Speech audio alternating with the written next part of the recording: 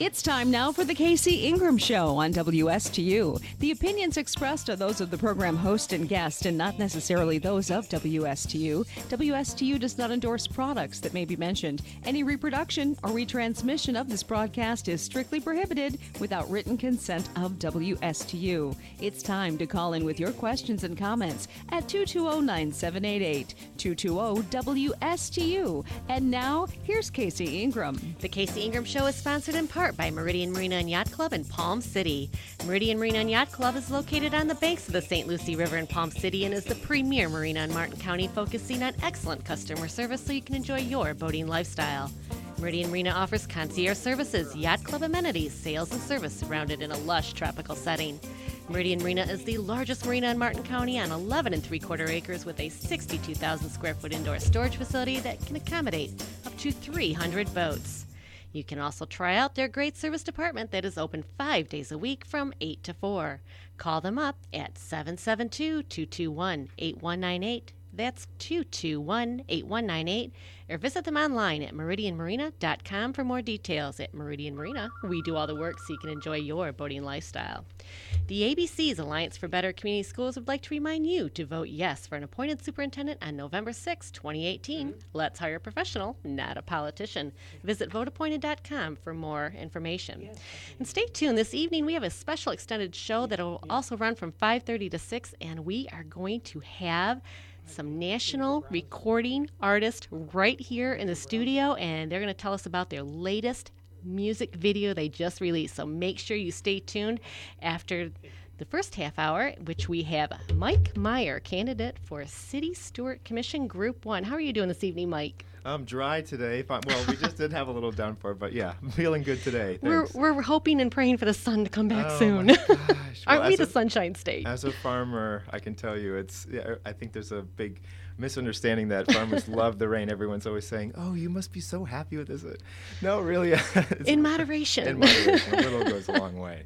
Absolutely. And Mike, you have been a previous guest here in the studio. Yeah. And I think one of those issues, it was actually when the city of Stewart was deciding if they were going to allow backyard chickens. You were a supporter of that, very strong supporter. And I think that how that turned out may have been one of the reasons why you are now choosing to possibly run, or not possibly, you are running for city commission seat. Yeah, well, Gil Smart at TC Palm said blame it on the chickens. My reasons for running for city commission have a lot more to do with how our city needs to develop for the future. Chickens got me involved in city politics in the first place, but since then I've taken on a lot more and been involved with a lot more of the issues that facing our city and thinking about the future of our city, and really that's why I'm running. So tell us a little bit more about that. You've certainly been attending a lot of city commission meetings. As you said, you've become a lot more involved. What issues would you like to see yourself to be involved with if you're elected as city commissioner? What do you hope to possibly change? Well, for me, I'm a young person, and I'm excited to be a young person running for office, and I understand what the challenges are for young people here in Stewart. We have a dearth of housing, both affordable housing and compelling housing, housing that is interesting, that young working professionals and young families want to buy. It's not just always a question of can we afford it. That is a big problem, but not everybody in my age range, younger and slightly older, really are interested in the single-family home on a quarter-acre lot ideal. And having lived in other cities, I have seen ways that density, creative density, can be attractive for young people and also quite sustainable for the way a city is built. I also see that it's been changing over the last couple years, but there aren't as many cultural attractions maybe for young people, right. And professional work, job opportunities are not really there yet for us here. So I see all of those kind of as big issues that we really start to have to tackle head on, and I really believe, and I'm willing to put myself in the ring here, we need to get young people involved in leadership so that we can start having a voice in those decisions. Mike Meyer and myself, I commend you very much for tackling this. And you're absolutely right. I would like to see a lot more young people become involved with what's happening in their communities, because it truly impacts not only the community but yourself and the future. And when you have, a family, it's something with kids now these days. We're so focused on national politics, but truly we can do more Oh my positive gosh. change right here at home. So much goes on in our local and our municipal and county governments that we don't ever really think about. I mean, what is going to end up next door to you, down the street, in terms of a development or a new business or a park? Those decisions are being made locally at home. And you're right, we do get kind of caught up in the real big politics and all of that kind of energy and vigor around guns and abortion, and Right. and these are important issues, but really every single day the development that goes on in our city has direct impacts on our lives and on our future. And so this is where we need to start. This is where we have to get active, I believe. It truly is. And the city of Stewart actually right now has somebody that is looking to relocate here that was largely protested out in Palm City, and that's Costco. Yeah. So where do you fall on that argument? It brings really good jobs. It's a Well, store we all visit. I'll say I do love Costco. I'm a Costco member, and personally in our business we shop at Costco. I think it's a great company. They pay their workers well, which is important to me, and I think they would be a really important taxpayer for the city if they were to come in. It has to be in the right place, obviously. Right next door to a school maybe doesn't make sense. I understand those arguments, but courting larger businesses that can be a good economic driver, can be good for consumers, offering affordable items that they can purchase. That totally makes sense for me. I mean, we can invite a Costco in if the place makes sense, and we can end up deriving a lot of economic growth from that for our community. What ideas do you have to help stimulate the economy that young people want to move here and have a good paying job so they can afford to live here? That's a long one, but I'm seeing right now so Stewart has this great identity. I think everyone likes to talk about how Stewart is like the jewel of the Treasure Coast, Right. and we really are.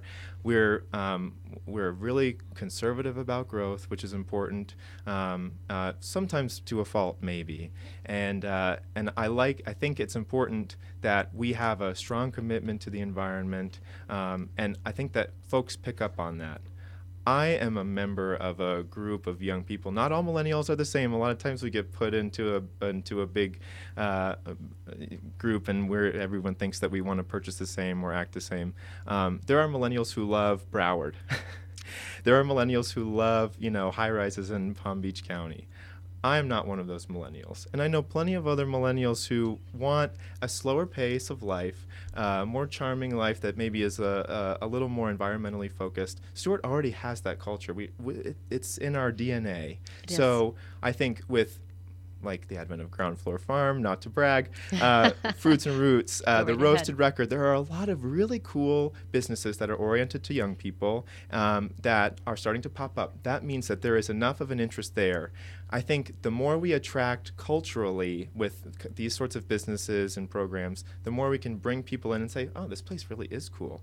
Then we need to start thinking about housing, and then when we have a potential workforce coming in and young professionals that are their own business owners and entrepreneurs, we start to build momentum. Then we can start getting employers to come in, and it's a multi-step process, obviously. It certainly is. It certainly is. So let's talk about some of the issues that are big or have been big here in the area. So first of all Aboard Florida. What is your position on Brightline All Aboard Florida? It's a travesty, honestly. As a member of a small community, we were totally not involved in the decision-making process. It was rammed down our throats, and you're going to get it whether you want it or not, and nobody wanted it. And it's not just Stewart.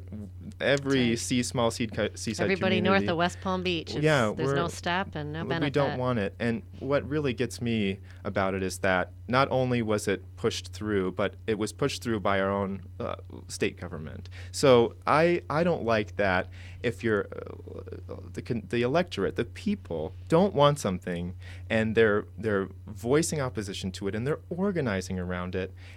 and we're, our leadership at a higher level is fighting off lawsuits left and right and still pushing for it. That's just terrible to me. As far as what we can do about it, unfortunately, nothing can be done at the City Commission chamber to stop Brightline. What we're going to have to do is figure out what programs are there out there, how can we network with our other local municipalities to try to put some pressure for funding assistance to try to deal with crossings. How can we make those safer? Those are things that we can control, and that's where our focus needs to be. It's a big issue, especially our confusion corners here. Yeah. That's what everybody doesn't realize is, there's so many trains that will be going through every day, over 32 just on the passenger, and confusion corners is already confusing as it is. And well, it's also part of the charm of Stuart. Confusion Corner is like the thing that, when I have friends come and visit, it's the chuckle about, oh, you got to go through Confusion Corner. And it certainly is going to be completely changed. I'm sad about it. I think if we can come together and figure out ways to make sure that our residents are safe, first and foremost, we've got to make sure that we're safe. And then how can we sort of develop the town in a way where we can mitigate some of that impact? It's going to be really bad at first, but how can we make sure that we're safe? And then how can we develop the city in a way in the future where we can deal with it? So what about the 4-story height limit? Of course, the hospital has proposed to go over that, and I think the majority of people seem to be in agreement with that because they can't go out. They can only go up, right. And it is the hospital. So as far as the hospital is one issue, but what about the 4-story height limit in general in the city of Stuart? It's totally appropriate. It does not need to be any higher than 4 stories. I think Martin County having a broad county-wide 4-story limit is another reason why we're kind of unique in our area. Stuart, for us, I think we can get closer to that limit more often. I think maybe 1 story, just because we have a 4-story height limit doesn't mean, and we're protecting that, doesn't mean we have to build everything at 1 story. I think building up to a limit is more efficient. It's more efficient economically and environmentally than building out. It takes a lot less money and energy to pump water up, utilities up, than out and sprawl. So for me, I definitely don't want to go any higher than 4. We don't need to. But what we should be doing is thinking about getting a little bit higher, a little bit more often, in places that it makes sense to. And hopefully create maybe some more affordable housing, right? Absolutely. Density and affordability go hand in hand. When I've talked about affordable housing before, I think some people immediately read that as I'm advocating for public assistance programs. That's not, to me, what affordable housing necessarily means. There are assistance programs through the state level. There's funding that's guaranteed, and we should make sure that that is coming to our city, and we're advocating for the use of those funds appropriately. But affordable housing can also be a market-based solution. If we have more housing stock in the same amount of city limit, where prices are going to start going down. That is basic economics. So let's bring more housing in, and housing will become more affordable. Absolutely. Supply and demand. There you go. So here's a property that the city's been holding on to for a very long time, and they're having difficulties of how to develop it, and that's currently the North Point property. Yes. The latest developer has just asked for a 4-month extension because it's turning out it's going to be a lot more money to develop the property than they anticipated. What are your thoughts on that property? For me, honestly, I think let's let the developer who's got a stake in the game, that wants to develop it, that's made a good faith statement that they're going to develop it, let's let them get a little bit extra time to develop that property. We've learned our mistakes, learned our lessons so far about rushing. So I don't want us to rush into getting another developer in there, taking away that development plan. Let's give it a little bit more time.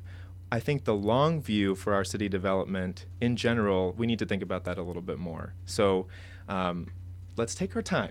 That's right. Let's see where it goes and not make sure that we rush into any crazy decisions.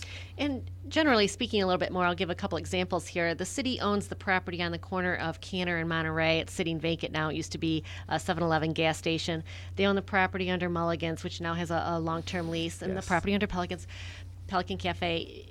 what is your position? Do you think that city government should be in the business of being a landlord and leasing out property, or should they sell it? That's always a discussion. Should we sell it or should we rent it? I think it makes sense to figure out what, we think about where the land is, what properties we're talking about. The property that Mulligan's is sitting on is an incredibly valuable property to us. It's waterfront property, it's right next to City Hall, and it has a lot of historical and emotional value for us. That property, I think we should, hold on to. We should be careful about that property, because when we sell that off and it ends up getting developed, that will begin to change the fundamental character and nature of our city on that peninsula, which is such an important part of every photo of the city of Stuart that you see, on postcards, a lot of them have to do with that peninsula and looking over the bridge. So that, to me, that sort of area, let's hold on to those pieces. If we've got to sell them in the future, or we want to sell them in the future, fine. But we're at a point right now where we are strategically thinking about how is the city of Stuart going to look in 50 years and 100 years. We need to write that story now. We need to start thinking about how Stuart is going to look in the future. Let's hold on to it and see what we can do with it then. As far as on the corner of Monterey and Canner, maybe we could sell that one off. That, to me, is it's an iconic property because it was the 7-Eleven property for so long. But, if we had to sell something, that might be something that made a little bit more sense. How did you feel about the music ordinance? That was something that was more a generational division. The older folks, or yeah, I don't know how to say it, but in the community wanted Sure. it quieter, and the younger folks said, "Hey, we want to listen to some music." So Yeah. where do you come down on that? Well, I'm an interesting example of I don't always want very loud music either. I might not be like every other young person, and another reason why not all millennials maybe are the same. I think we have to realize that we're in a city. If we're developing the city of Stuart as an urban center, and we want to think about a vibrancy, attracting young people, attracting more culture, and thinking about how Stuart can develop for the future, we have to be a little more open to what being an urban environment means. Stuart, 30, 40, 50 years ago, and even still sometimes is like jokingly referred to by people down south as Cowtown. And we have had that kind of slow, low development. There's not a lot going on in Stuart. It's a very sleepy little town. I think that charm we can maintain, but we also need to think about nightlife. We need to think about attracting more young people to come and want to live here because they don't have to schlep all the way down to Clematis. But we also don't need to have 2 a.m. crazy club scene. Right, absolutely.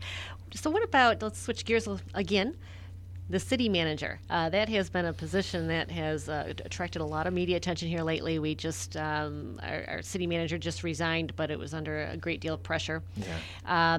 And he replaced Paul Nicoletti, who was here for, it seems like 12 years or maybe more than that. But, everybody loved him. We had another commissioner come in. There was a national search. They brought him in. He resigned under tense circumstances, and now they have an interim chief, or interim Chief Dias. They have an interim city manager. I'm so happy for Chief Interim City Manager Dias. It's going to be so hard to not call him Chief anymore. I really, David Dias is just such an outstanding member of the community and a wonderful public servant and has such great respect. I'm so happy that he's in the role that he's in right now. And I'm not prepared, honestly, because to say that he's necessarily the right fit for city manager. I think the more we keep trying to say, oh, who's going to be city manager? Is this the right person or not? I don't have all the facts. I hope that, the citizens of Stuart will have faith in me that when I can get up to the dais and I'm looking at all of the information and thoroughly doing my homework and reading, that I can make a judgment about that. I know that personally that Dave Dias is just will do a good job in this role, and I think he's well respected and loved by the staff. As far as the previous city manager who resigned, for me, I'm more concerned about the idea that we went through such a lengthy process that was so expensive to us, increased the salary and the benefits, only to bring in somebody who did not have Florida experience. We originally at the outset said that we wanted a city manager who had Florida experience, who knew about small towns, ideally had some experience with Stuart at all, and none of that materialized. And I think that is, of course, it may have been that somebody from another place that never had set foot in Florida could have been a wonderful candidate or a wonderful city manager. But if our goal at the beginning and part of our criteria in that search was to go with somebody that had some Florida experience, why didn't we? Let's stick to our plan. The reason we go through all this trouble to have a solid process is to use the process, you know? So, Mike, earlier this year, Commissioner Tom Campenny resigned, and it was the next commissioner meeting. They appointed Mr. Nick Blunt, which everybody likes. But do you agree with how quickly that process went down, a new appointment? I do agree that legally it was allowed. So I don't think that they did anything illegal. I think it was a little bit strange that some of the commissioners up there seemed sort of taken aback, and that maybe some of the others had thought about it or knew about it. I hope they weren't talking about it. Nick is a beloved member of the community from what I can tell, and seems like a fine, upstanding man. But it was fully within their right to appoint somebody like they did. My only issue was that it seemed like we had already decided who it was going to be, and that to me seems like sunshine is a little bit implicated in there.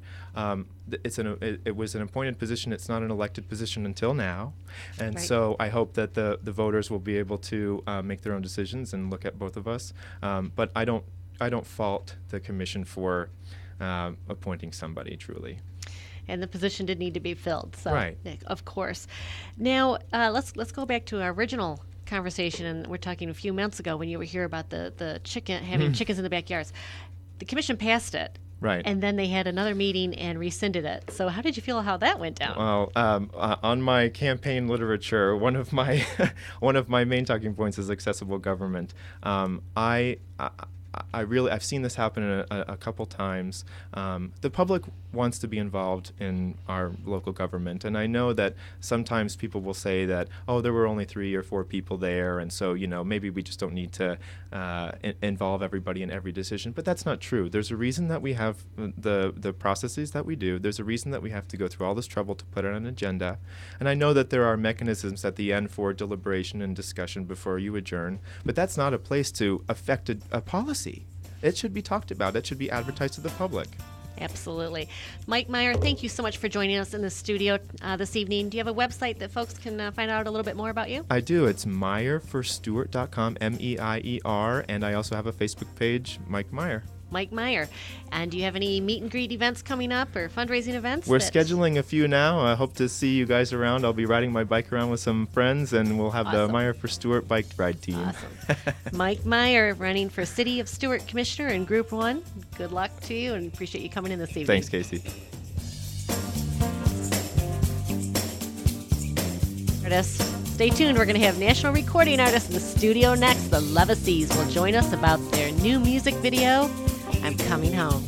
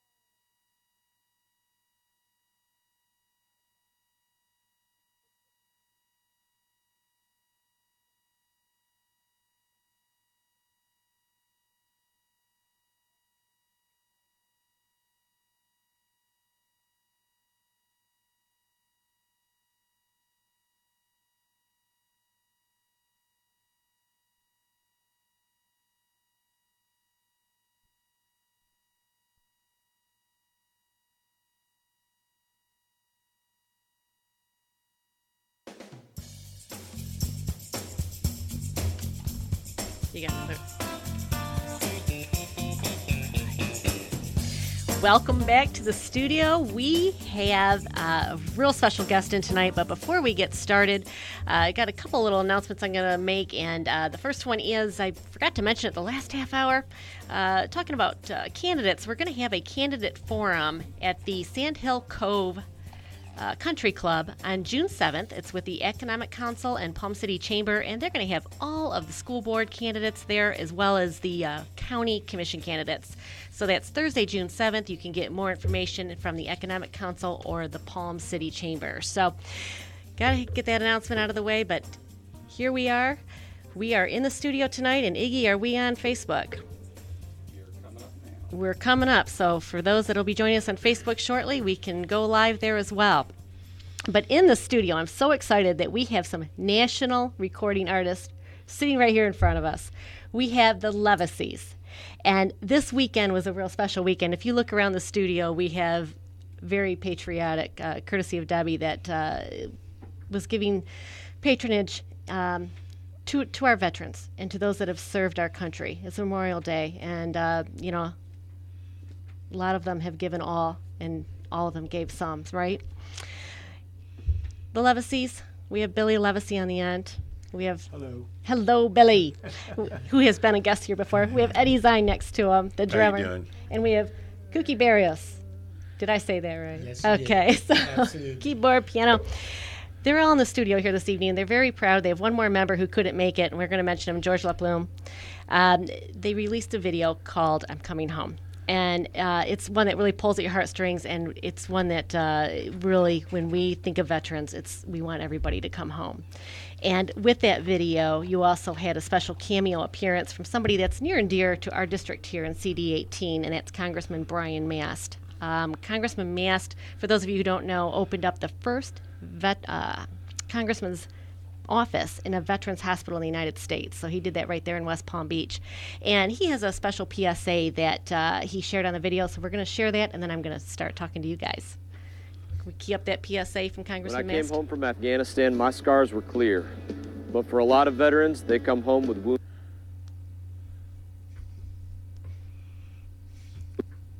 Oops. Is it going? All right, so we're going to have to work on that.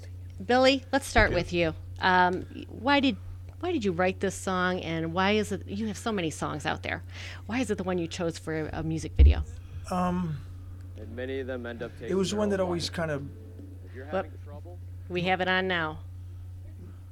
Sorry about this I think technicality. the problem is we're losing our bandwidth Okay. to run it. All right, so you know what? You can view it on Facebook later. Billy, let's go ahead and talk about it's the a video. song that always struck a chord with us, and it was written, dedicated to the men and women who in uniform that are overseas, that coming home. We had done some shows with an organization called the Coalition to Salute America's Heroes, and when we I were came home backing from up Afghanistan, a young singer-songwriter by the name of Cassidy Wetherell. And her father is a retired Army, was deployed overseas, Afghanistan, I believe. And we did a convention in San Diego. And after spending some time with David Wetherell, Cassidy's dad, and talking to him, just one-on-one, and talking to some of the other veterans that, that have since are in civilian life now, just everything just started coming to me. I mean, as far as ideas for the song, I mean, it wasn't like, oh, I'm going to write a song about this. It's just I sat down to write it, and it was like all of a sudden this stuff started coming to me. And so that's how that came about. So it was inspired by Dave Wetherell and the other veterans that I had met in San Diego, and we kind of just ran with it. Well, Billy, you all released it over the weekend, and there's just been thousands and thousands of views online already on this video, and that's just where you've released it so far. So the feedback has been tremendous. It just touches everybody that watches it. Well, it did. It struck a chord with a lot of people. A lot of people that, from our generation, from, Vietnam veterans, when we were in high school, so a lot of the guys, some of our friends, never came back from Vietnam, and but it's not just that war; it's all wars. And as I started writing about it, I started thinking about the different wars and how now today it's called PTSD, and Right. in some previous wars it was shell shocked or whatever. But I wanted to show in the video the fact that you have all these wars. Every one of all these wars, all these soldiers, they all went through the same type of situations.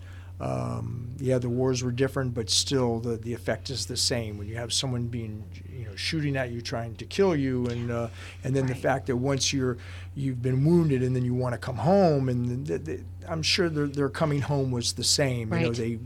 To see their loved ones, and just like in World War II, at the end of World War II, some of those scenes that you see of when the war Famous. was over and the people are.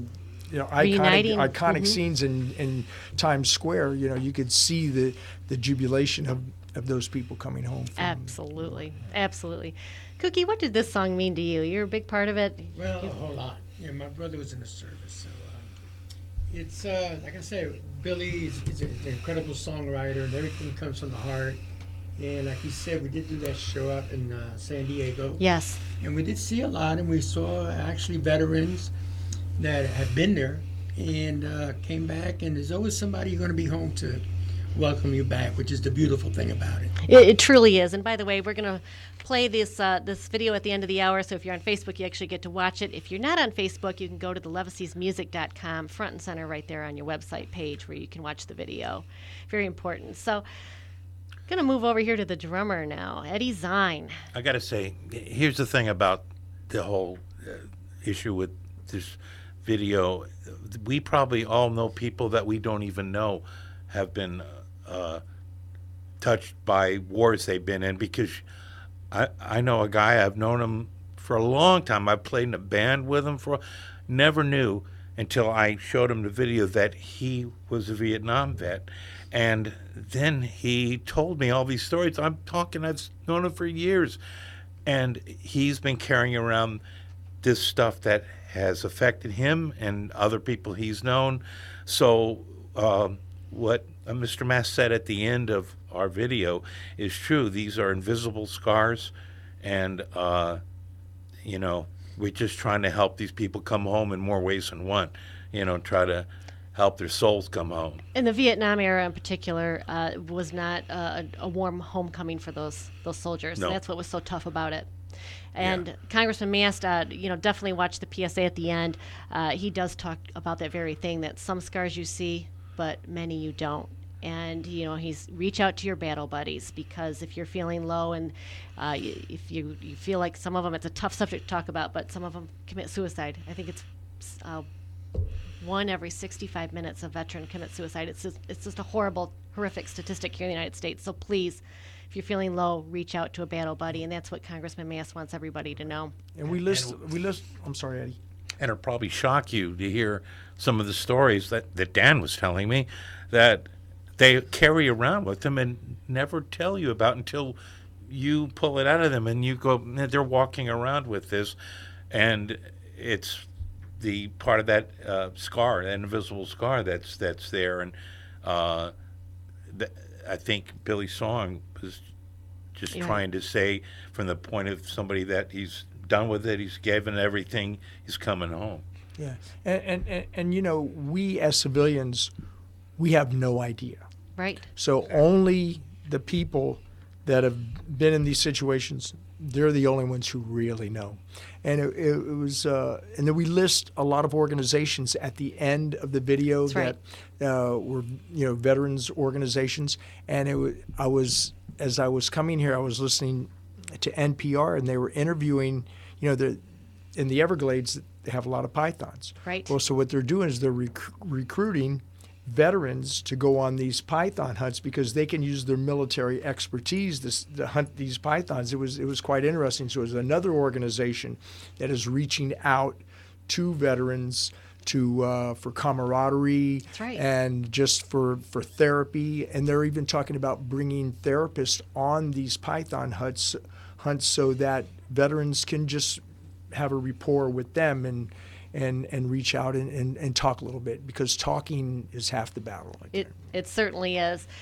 Now, I want to talk a little bit about the Levacies itself. So, Billy, tell us a little bit about the band. How long have you been together? What made you start up the Levacies? And then we're going to talk a little bit about who you guys have played with. Well, the way the band is right now, we've been together, 7 years, Cook?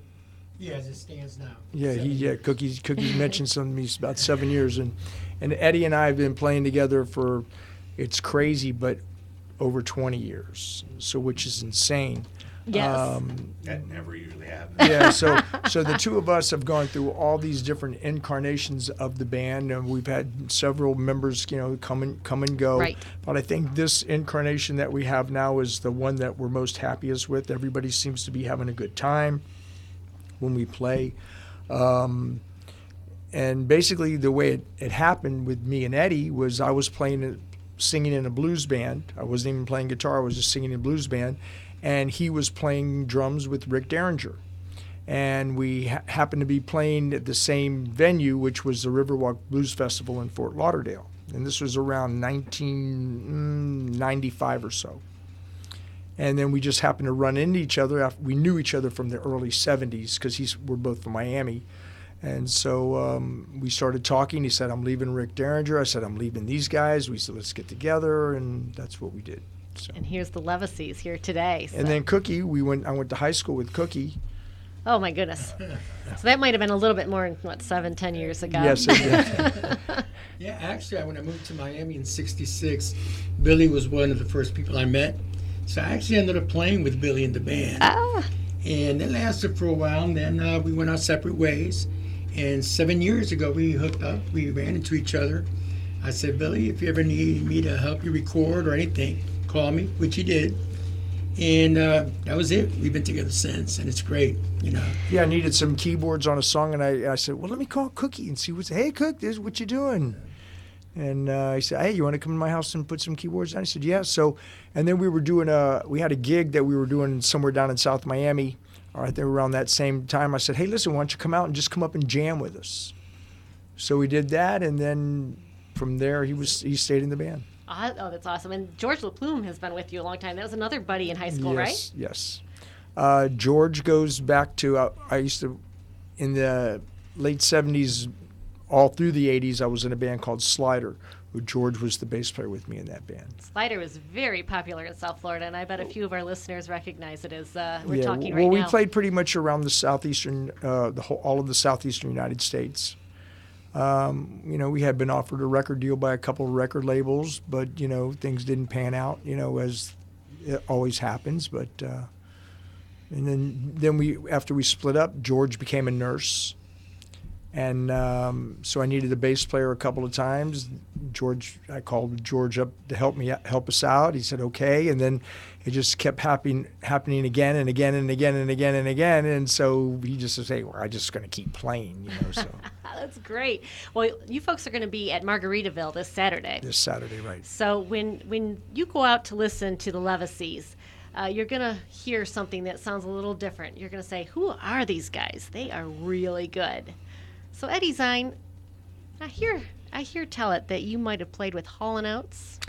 Yes, oddly enough, my professional career landed me in Hall & Oates. So my very first professional tour was with probably one of the best groups I'd ever played with. And I played with a lot of different groups, but these guys were exceptional, and the band was exceptional.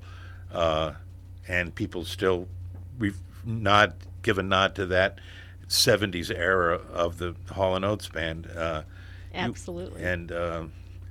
But then again, if I had stayed with him, I wouldn't have had this trail of other groups. Yeah, let's talk a little bit about that. It's not just Hall & Oates. Yeah, as you probably, I think you typed somewhere about the Monkees. Yes. And it was funny because just last night, I'm when you're on YouTube and it pops you over to it, like here's something we suggest. I'm going, wait a minute, that I'm watching something else completely, and there's the Monkees at the Greek Theater reunited with Michael Nesmith. So all four Monkees. So I clicked on it and I said, And I don't know who got that video because I wasn't allowed to take a video in that situation.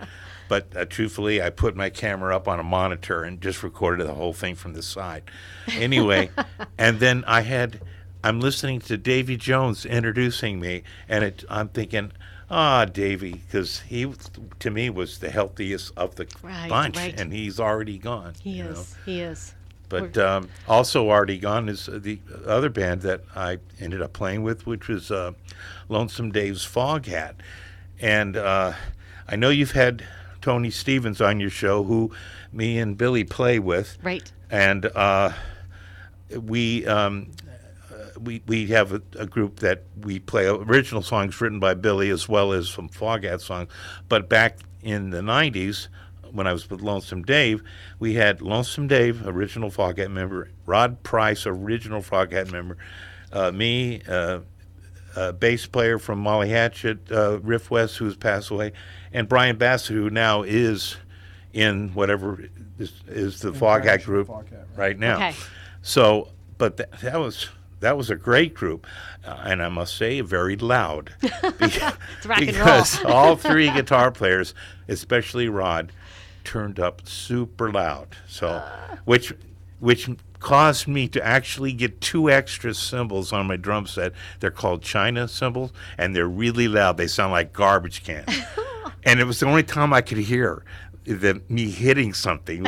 It was so loud. But it was a lot of fun. How's your hearing now after all these years? I can't hear.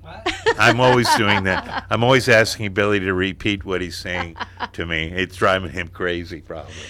Now, Billy, I hear tell as well. And folks, if you go to their Facebook page, it's the Levacies on Facebook, and you're going to be following them on Thursdays. We're going to do some Throwback Thursday photos, I hear, and we're going to see some of these photos of these guys back from now and back playing in the Monkees and Hall & Oates, and Billy Levacy. I think you played with Clarence Clemens, the big man himself. I played for 12 years with Clarence. Along with some really, really great South Florida musicians, Steve Argy, Randy Fishenfeld. A lot of people may know who they are.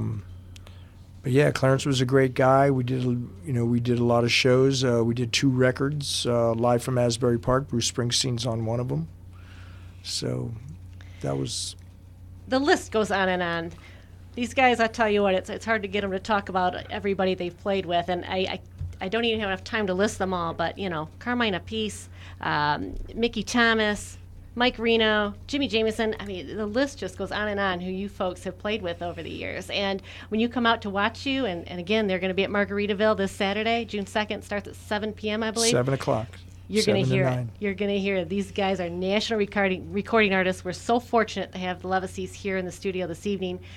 This video, I'm Coming Home, one of the best I've seen, and it's really touched folks all over the country and right up to Capitol Hill. Congressman Mast, his whole staff just absolutely love it. So thank you. Honestly, thank you for writing such a touching song that means so much. Right, well, thank you for having us. Absolutely. And you haven't any other concerts coming up? I know that we're following you on Facebook as well as the website, so you have a schedule on there that folks we're can getting ready to follow. go to Canada. We'll be in Canada the second week in August. Fun. In Winnipeg, and that's a 3-day festival, sort of like Woodstock, but it's called the Great Woods Festival.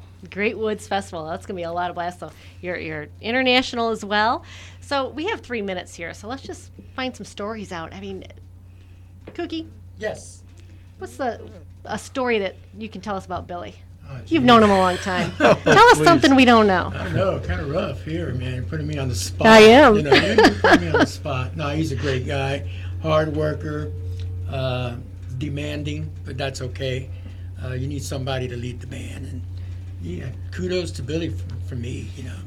I was hoping for something a little bit more juicy than that, but that's good. So. Really not. Besides, I wouldn't say.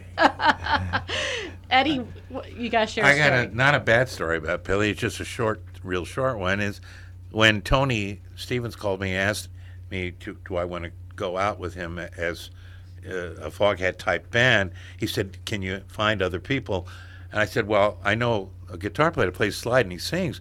And then I asked Billy, "Can you sing any of these Foghat songs?" And I think he ripped out Slow Ride or something. And it was perfect. And this is just standing there in the room, in the studio, in our studio. I believe it. And I thought, okay, this is going to happen. And you really have to listen to these guys. They are that good. And he's talking about Tony Stevens, originally founding member of Foghat. He now has his own group, Slow Ride, Tony Stevens Slow Ride. He was with Savoy Brown as well. Billy, how about you? Do you have any stories you're going to share with us? Doesn't have to be about the guys, or it can be. Well, when the show's over, I'll come up with all kinds of stories. That's usually what happens. But thinking about it on the spot, it's really hard. I mean, Cookie. I mean, when we 7 years ago we had a piano player. His name was Tim Murphy, and I got to say that since Tim Murphy hasn't been in the he played piano. Cookie just played organ, but now Cookie's picked up the slack a whole bunch, playing piano and organ. I think he still has to suss himself out which hands to use on which. Right.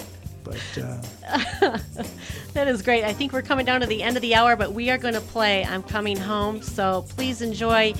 Visit levisaysmusic.com. Go to Facebook as well. You're going to see the full music video there as well. So if you miss it, you can watch online. Thanks for tuning in. And Levisays, thank you. Margaritaville this Saturday. Where is Margaritaville? Real quick. It's Johnson Street and A1A in Hollywood. There we go. Hollywood, Florida. Here we come. Right by Margaritaville Hotel. And it's a free concert this weekend, so good chance to really come out and check you guys out. Thanks for joining us.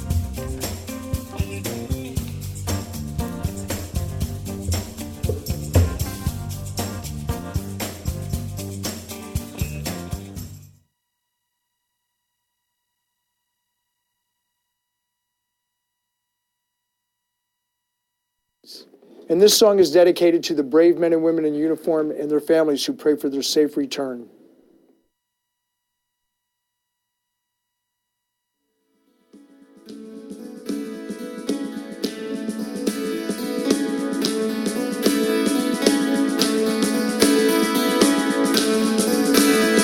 I walked through the flames in a burning hell of fire. Tried to sell my soul, but I couldn't find a buyer. I often chased after my own sanity, and sometimes it got away from me. Rising from the ashes, I never gave up hope. A soldier in a wasteland, devil at my throat. I looked him in the eye, and I held my ground. Now I'm getting on a train, and I'm homeward bound. Last call for leaving, this train makes no stops. I've been all I can be, and given all I've got. Oh, angel of mercy, set me free. I'm coming home. I never thought that I would see you again, hanging by my fingertips but never letting go. It was you I was bleeding for, you I was bleeding for. Reminded of the loneliness when happiness forgets. Saved by your image in my back pocket through sleepless nights and blood-soaked tears. Enough to fill the rivers for 1,000 years. Oh, last call for leaving, this train makes no stops. I've been all I can be, I've given all I've got. Oh, angel of mercy, set me free. I'm coming home. I'm coming home. Well, I'm coming home. I'm coming home. Your scent on the wind, the feel of your skin.